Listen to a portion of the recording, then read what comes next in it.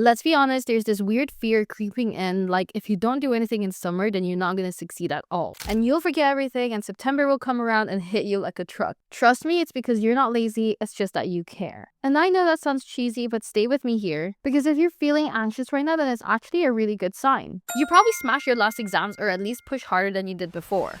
And now it's summer, so you feel like everything's done, you can dilly-dally and have fun and touch grass. There's no schedule, everyone's chilling, and yet here you are with this nagging voice at the back of your mind saying, "Shouldn't I be doing something? Anything?"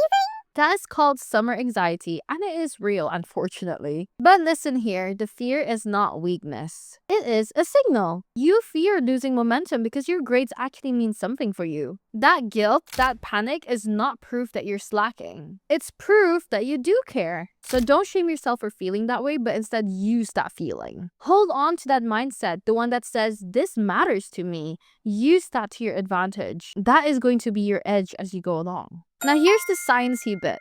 Your brain, just like every other muscle, does reset when you're not using it. You're not dumb, you're just not flexing your muscle memory as often as you were before. Because obviously it's summertime, what are you using your brain for? At least that's what I think. And no, that doesn't mean that you need to study every single day. That's obviously not sustainable, especially during the summer when you're supposed to be relaxed. What you need instead is consistency. You don't need any intensity. Even studying every 3 days is enough and better than not studying at all. One bad thing about not studying at all is that by the time school does come around again and September rolls around, you're gonna forget everything, as is the title of this video, and you're also not going to get into the groove of studying. It's going to take you so much longer to get into the groove and start to do well in school again. But if you keep going and maintain what you have right now instead of stopping immediately, then it's easy for you to pick it back up again when you start school all over again. I feel like I sound like an Asian parent here right now. That's fine. Summer and studying seems like opposites. One's all about relaxing, dopamine, chilling, while the other one is about focus, pressure, energy. It is so difficult to separate the two, but weirdly, they all share one thing, which is memorability. The best kind of summer is always unforgettable, and the best kind of studying is also unforgettable. The trick is to make your studying more like summer. Instead of studying at home, go outside to the beach and study at the beach. Instead of studying at the beach, if you don't like the beach, then you can study up in the mountains in a tree house or something like that. You want to keep the studying light, keep it sticky so that's easy for you to stick in your memory, and keep it interesting. Do only the subjects that you want. Do the subjects that you enjoy, the topics that you enjoy. It doesn't have to be related to what you're going to be doing next year. You just have to do something so that you don't cause your brain to stop. It should feel memorable, something that your brain will actually want to come back to. When you're studying and you relate it to a feeling that you have in your day-to-day life, that is actually the ones that will allow you to remember it for a longer period of time. And that's the goal. If it sticks, it works, and that is the rule. So how do you keep the info fresh without having to study every single day? Now there's 4 zero fluff ways that you can do this. Methods that will actually feel like summer, where it's light, memorable, it's easy, but they stick. First rule is that you have to choose one fun topic every single week. Instead of overwhelming yourself with 10 different subjects, choose one interesting topic every single week. And you want to choose the ones that you can casually revisit every once in a while. So maybe something that's pretty famous, maybe about aliens if you're learning about aliens, something like that. Watch a short video, doodle the concept, do small things that actually makes it feel like you're not actually studying, not sitting down there writing your notes for 15 hours, but instead just doing some light flashcards or something like that. You can even talk about it while you're doing your course, which is using the Feynman technique. Think of it more of like a summer playlist for your podcast. It's just one thing on repeat for a few days until it sticks. Rule number 2, voice notes over textbooks. You don't want to be rereading your notes because obviously you're not going to be able to sit there for ages reading the same thing over and over again.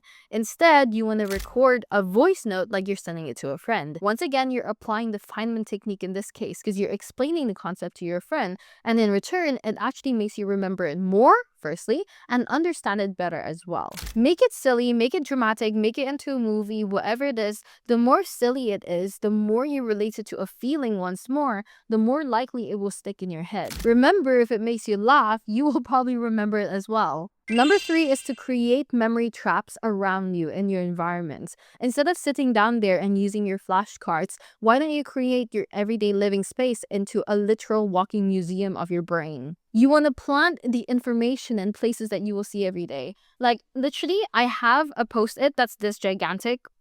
Look how massive it is. I got this from Sainsbury's.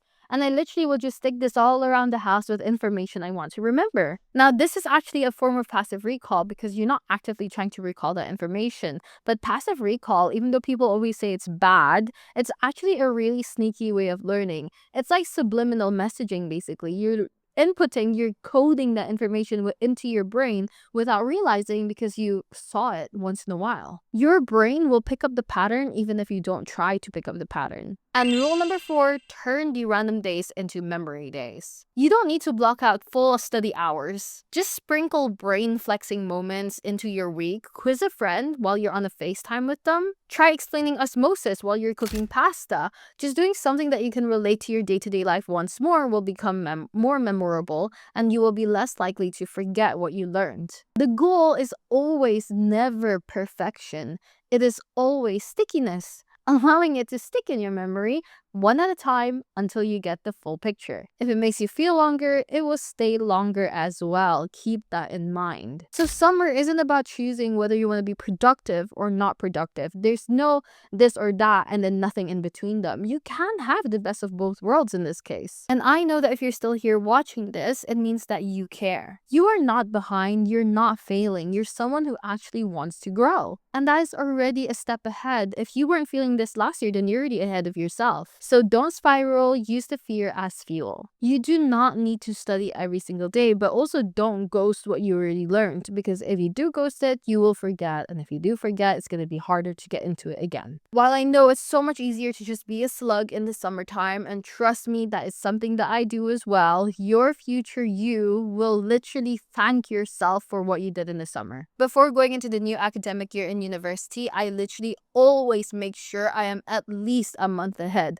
just because it will make it so much easier for me to go through the entire year. And also because I had 2 jobs and I was running a society, I know that I was going to be super busy and I cannot let my grades fall. So what I did was I used the summertime when I don't have too much work and I don't have the time to go to school, etc. I used that time to study and be ahead. And that's it. Trust me, you will thank yourself in September. Aside from that, I hope you guys enjoyed this video and I'll see you guys in the next one. Bye!